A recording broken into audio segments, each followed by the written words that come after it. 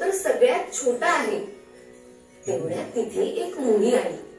घ्या, आता परत भांडण सुरू झालं की कोण मोठा कोण छोटा. चटल, तू सांग.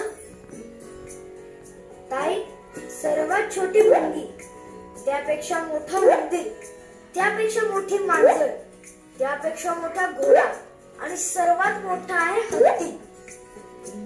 शाबाश चटल. माहित आहे पुढे काय झालं? उंदीर तर गप्प बसला, पण आता हत्तीला गर्व झाला की तो सगळ्यात मोठा प्राणी आहे आणि तो जोर जोरात म्हणू लागला की सगळ्यात मोठा मी आहे. ताई ताई, मग काय झालं?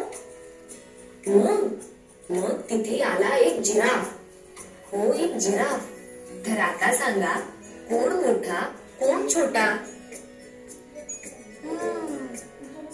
सर्वात मोठा